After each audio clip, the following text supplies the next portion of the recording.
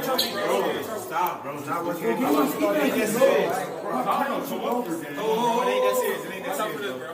It ain't that serious, bro. Let's be real, Streamer University wasn't a mess, it was a meticulously staged spectacle. A creative circus disguised as higher education. It had everything: fire trailers, corporate sponsors, and enough viral moments to keep your group chat fed for a month. And it wasn't just the fans who felt that. Even creators like Illuminati, who usually stays out of the hype, admit that Streamer U had them in a headlock. You just had one of the biggest events I have ever seen in my life, bruh. Y'all, WK for the Streamer University, the ideas, everything you did, bro. Appreciate the 100 gifteds. We seen you. I ain't gonna lie, I couldn't watch nothing else. Y'all niggas was all over the feed. When a guy who calls most viral moments about programming says he couldn't look away, that's not just a reach, that's cultural gravity. Streamer U didn't just trend, it hijacked attention, and that's both impressive and bad. If you treat it like a Netflix special, it delivered. If you treat it like a school, it accidentally wrote the handbook on how to blow up without building anything. Because what Streamer U really did was teach creators how to turn chaos into clout. It wasn't education, it was escalation. And in terms of sheer influence, not even Quasimodo could have predicted it reached this magnitude. You know, Quasimodo predicted all this. Streamer U didn't just succeed, it revealed what success now looks like and what people are willing to become to get it. But I'll be fair, Streamer U wasn't just entertainment, it had its valuable moments, like the courses taught by Agent. He pulled up like a creative accountant for the streaming age. No hype, no gimmicks, just facts creators actually needed. It's okay to spend money on idea even if you think it's not gonna make money. The reason why this was such a loser for us in terms of profit was because January has notoriously bad ads. And we didn't anticipate it was gonna be that bad. If we do this in December, the weight loss marathon would have been very profitable.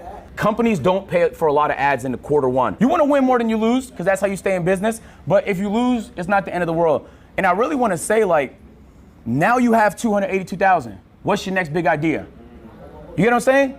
That's what money does. Like, what's your next big idea? Like Streamer University, boom. He broke down the RPM. For those who don't know what the RPM is, it's basically the amount of money a creator makes for every 1,000 views. He explained how the ad cycle can affect a creator's bag, and also why you should not overload your audience with useless content just to spike a number. And in the second part, he went even deeper. Part of strategy is also uploading more. This is a clip channel.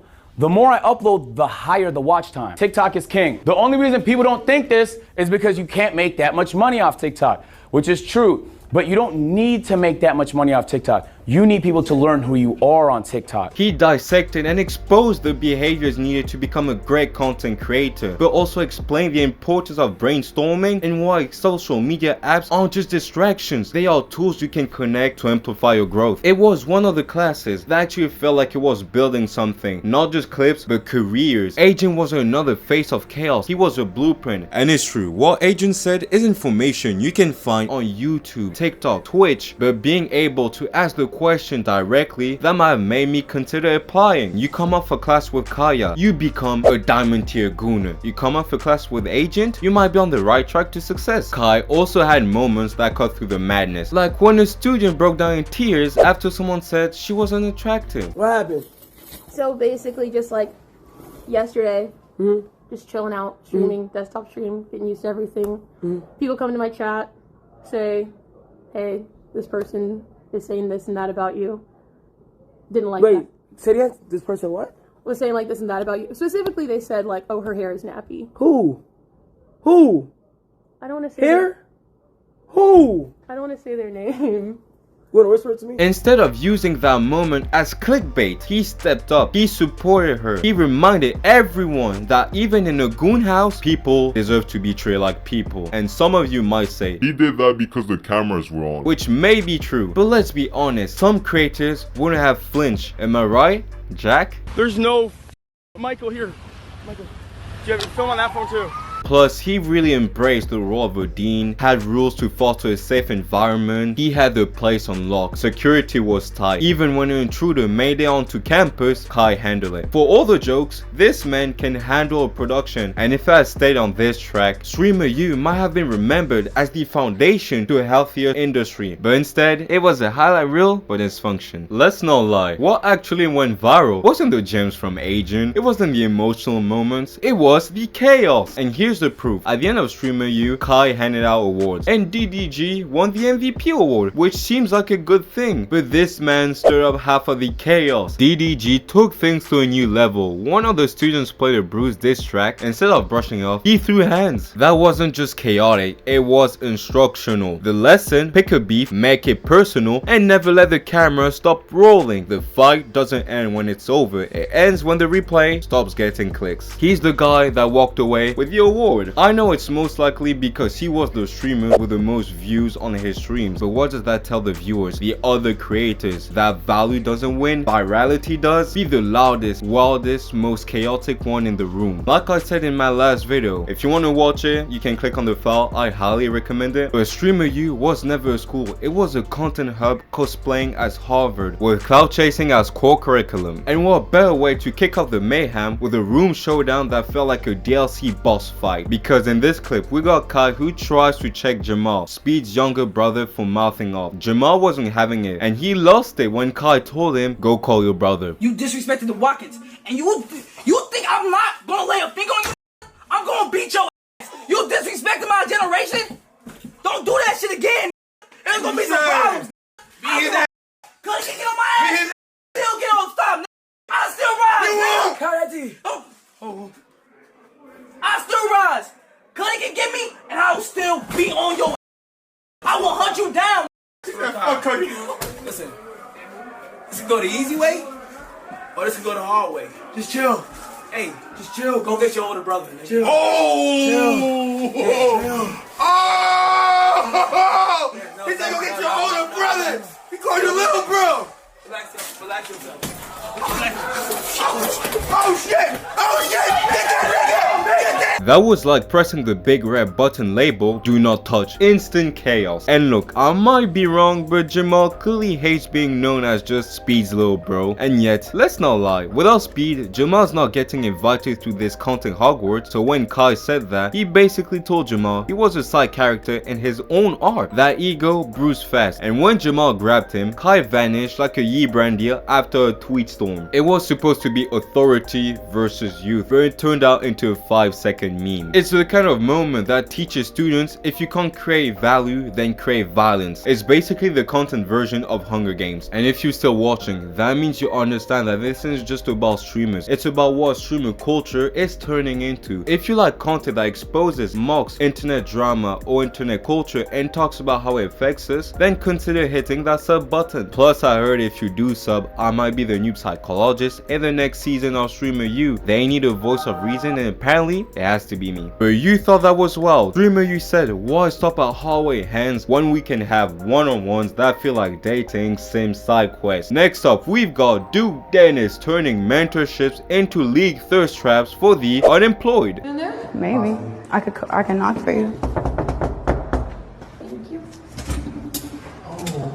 I escorted this young lady for you. Okay, babe. Yes. No, go ahead.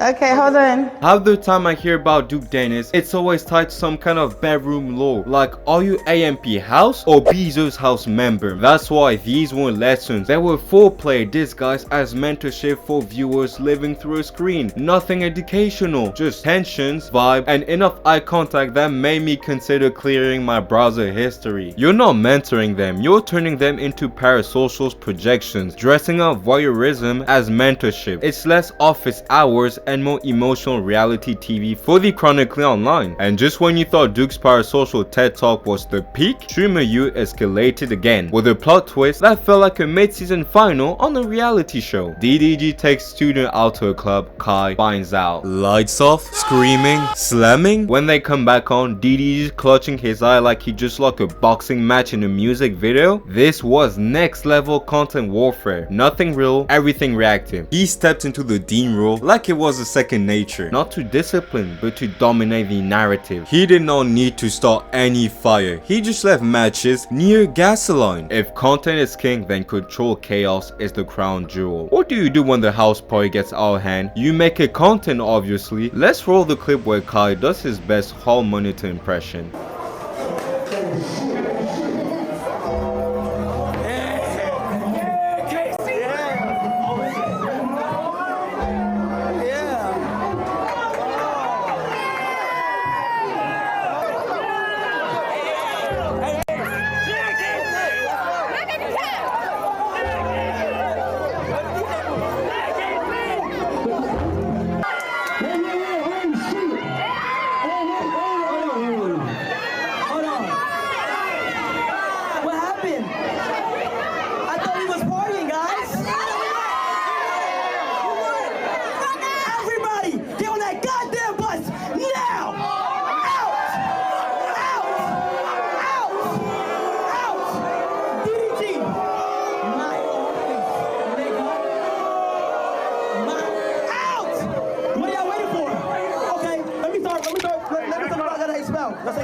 We got to the inevitable. Students partying like it's final week in the Gooniverse. Kai pulls up, shuts it down. But come on, you can't set up a content house filled up with chaotic streamers and expect a prayer circle. Kai knew that party was the goal. The shutdown, it wasn't damage control, it was content control. That's why he gave them a set of rules just so when breaking them would make better clips. That's not discipline, it's strategy. You can basically say that this is the streamer version of the pyramid scheme. Kai sits at the top, stays clean, then he has all the creators doing all the dirty work, and then at the bottom you got the viewers watching, clipping, and sharing. Peak genius right there. In the 80s, addiction came in rocks. Nowadays, it comes in pixels and playlists. But despite all the chaos, there was a voice of reason in this madhouse, and surprisingly enough, it was Duke Dennis. He was the one who tried to pull the fire alarm on this content factory with real words. I done seen you constantly threaten to expel people. No actions. All talk. And I just think that like by doing that, you creating an example by like, he's all talk, he's all bluff. So I can continue to disrespect. I can continue to get away with things because I know there's no real consequence. You know, so as the dean, you know, it's kind of like you gotta put your foot down sometimes. You know what I'm saying? You gotta be the bad guy. You know what I'm saying? Somebody f up, send their ass home. You know what I'm saying? But it's f up after f up after f up, and then it's pass. Oh, you good? I'm you playing. You don't need to be playing. Stop playing. You trying to take my position? Of course not. You know what I'm saying? Like, listen, I'm here. No, let me ask you something real quick. Is you trying to take my position? Of course not. I'm not trying to take your position. So let me just say something real quick, okay?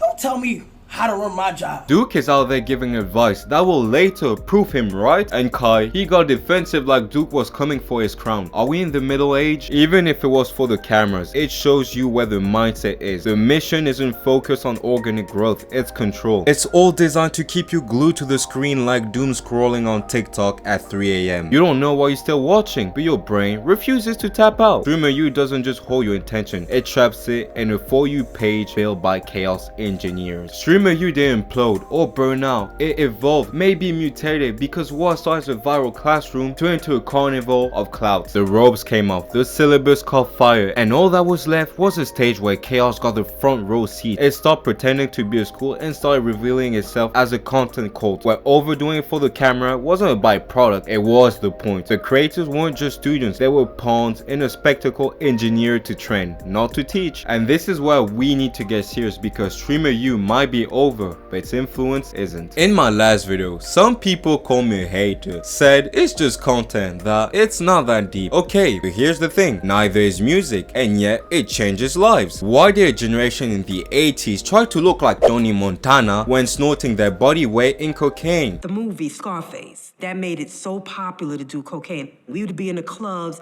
and have our $100 bills and try to imitate Scarface. It was like a glamorous thing to do because it was like, people that get money do this. Nowadays, why this generation of middle schoolers start moving like special grade curses after listening to some drill music on a YouTube short is because media doesn't just reflect who we are, it rewires who we become. Let me ask you one question. Have you ever realized something that started off as entertainment is now shaping the way you talk, the way you act, the way you think? Maybe it's a favorite actor whose voice you accidentally mimic. Maybe it's a quote you heard you now treat as gospel. Have you ever quoted your favorite streamer like it's a scripture? Yeah, same. Why? Because I'm human. That's the thing. Online media used to be consumed. Now it shapes what we consume, how we talk, and the person we become to an extent we've never seen before. It's not passive, it's prescription, strength, influence. And I've watched hours of this. I'm afraid my brain is rewiring itself without me even noticing it. I've watched so many clips, it's to the point my YouTube thinks I'm applying to enroll for next year. Maybe I need a job. You may think it's all just for content, no one gets injured, but when the line between chaos and carelessness disappears, it stops being entertainment.